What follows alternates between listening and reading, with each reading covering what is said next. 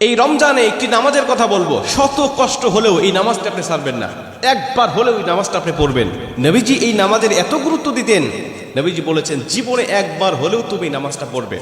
এই হাদিসটি ইবনে মাজাহ শরীফের, তিরমিজি শরীফের এবং আবু দাউদ শরীফের 1297 নম্বর হাদিসের মধ্যে এই হাদিসটা বর্ণনা হয়েছে এই নামাজের কথা।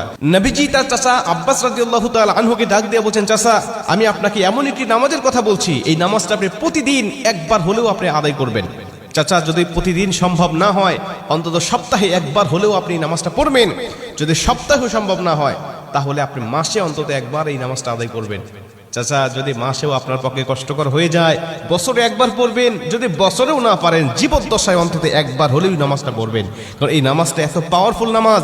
এই নামাজটা আদায় করার কারণে আপনার প্রকাশ্যে অপ্রকাশ্যে যত গুনাহ করেছেন, আপনার ইচ্ছায় অনিচ্ছায় যত গুনাহ করেছেন, আপনার অতীত জীবনে যত গুনাহ করেছেন, সব গুনাহ আল্লাহ আপনাকে ক্ষমা করে দিবে। চাচা এই নামাজটার নিয়মটা একটু ব্যতিক্রম। এই নামাজটাকে বলা হয় সালাতুত তাসবিহ। এই নামাজের মধ্যে অতিরিক্ত কিছু তাসবিহ পাঠ করতে হয়। সুবহানাল্লাহ, আলহামদুলিল্লাহ, লা ইলাহা ইল্লাল্লাহ, আল্লাহু আকবার। এই চারটা তাসবিহ একত্রিত করে সুবহানাল্লাহি ওয়াল হামদুলিল্লাহি ওয়া লা ইলাহা ইল্লাল্লাহু আল্লাহু আকবার, এই তাসবিহগুলো, এই বাক্যগুলো এখানে পাঠ করতে হয়। 4 রাকাত বিশিষ্ট এই নামাজ সালাতুত তাসবিহ 4 রাকাত পড়তে হয় এক নিয়তে। 4 রাকাত নামাজে প্রতি রাকাতে 75 বার করে করে মোট 300 বার এই তাসবিহটা পাঠ করতে হয়। সুবহানাল্লাহি ওয়াল হামদুলিল্লাহি ওয়া লা ইলাহা ইল্লাল্লাহু আল্লাহু আকবার, এই তাসবিহটা, এই দোয়াটা 75 বার করে করে প্রতি 4 রাকাতে মোট 300 বার করে আপনি পাঠ করবেন। কি নিয়মে পাঠ করবেন আমি আপনাকে নিয়মটা শেখাচ্ছি। আবু দাউদ শরীফের 1297 নম্বর হাদিসের মধ্যে যে নিয়মটা এসেছে, আমি এই নিয়মটা আপনাকে শেখাচ্ছি। আমাদের সমাজে আর বেশ কিছু মানুষ বেশ কিছু নিয়ম বলে, কিন্তু আমি আপনাকে হাদিস থেকে সরাসরি নিয়মটা জানাচ্ছি। এটা আপনি রেকর্ড করে নেন, খাতা কলম থাকলে লিখে নেন। প্রয়োজনে এটা যত সোশ্যাল মিডিয়াতে যাবে, ফেসবুক ইউটিউবে যাবে, এটা আপনি সেভ করে নিজ আইডিতে শেয়ার করে রেখে দিবেন, যাতে আপনিও শিখতে পারেন, অন্য মানুষকে শেখাতে পারেন। আপনার শেখানোর কারণে কেউ যদি নামাজটা আদায় করতে পারে, ও যে সওয়াবটা অর্জন করবে, সওয়াবের একটা অংশ আল্লাহ আপনার আমলনামায়ও দান করবে। এজন্য এগুলো মানুষের কাছে ছড়িয়ে দিবেন যত সম্ভব হয়। আপনি প্রথমে যখন নামাজটা শুরু করবেন, নিয়ত করবেন নফল নামাজের নিয়ত করে অন্যান্য নামাজে যেভাবে সানা পাঠ করি আপনি সেভাবে সানা পড়বেন। অন্যান্য নামাজে যেভাবে সূরা ফাতিহা পড়ি ওভাবে সূরা ফাতিহা পড়বেন।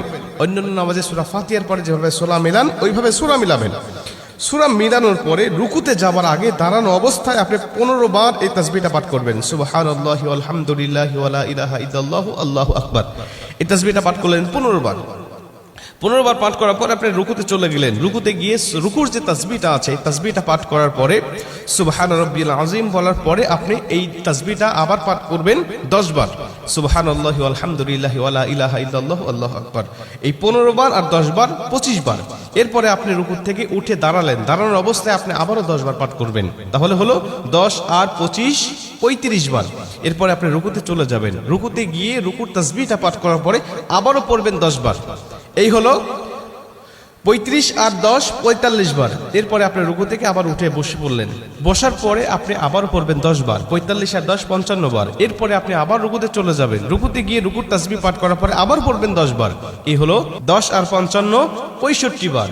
এরপরে রুকু থেকে যখন উঠবেন, উঠে প্রথম রাকাতে আপনাকে দাঁড়াতে হবে। না দাঁড়িয়েই আপনি বসা অবস্থায় আবার 10 বার পাঠ করবেন। এই হলো 65 আর 10 75 বার। দ্বিতীয় রাকাতে ঠিক একই নিয়মে, তৃতীয় রাকাতে ঠিক একই নিয়মে, চতুর্থ রাকাতেও একই নিয়মে, এই 4 রাকাতে 75 বার করে করে যখন 300 বার পাঠ করে আপনি সালাম ফিরিয়ে নামাজটা শেষ করবেন, সালাতুত তাসবিহ নামাজটা আপনার আদায় হয়ে গেল। এই নামাজ শেষ করে আল্লাহ পাকের কাছে আপনি দোয়া করবেন, যেভাবে ইচ্ছা চাইবেন আল্লাহ পাক আপনার দোয়াটাকে কবুল করে নেবে। আমরা দেখেছি বেশ কিছু পিকচারের মধ্যে, বেশ কিছু জায়গায়, বেশ কিছু লেখায় আপনি এই নিয়মটা বর্ণনা করার পাশাপাশি একটু ব্যতিক্রম বর্ণনা করা হয়েছে, যে শেষ রাকাতে সেজদা থেকে উঠে বসে না পড়ে রুকুতে যাওয়ার আগেই মোট 25 বার পড়তে হবে। অর্থাৎ রুকুতে যাওয়ার আগে 10 বার আর সানা পড়ার পরে 15 বার। এই নিয়মটা বর্ণনা করা আছে, কিন্তু হাদিস শরীফের মধ্যে আমি যেটা বললাম এই নিয়মটা বর্ণনা করা আছে। অতএব এই নিয়মে যদি আপনি নামাজটা আদায় করেন, আশা করা যায় আপনার নামাজটা কবুল হয়ে যাবে।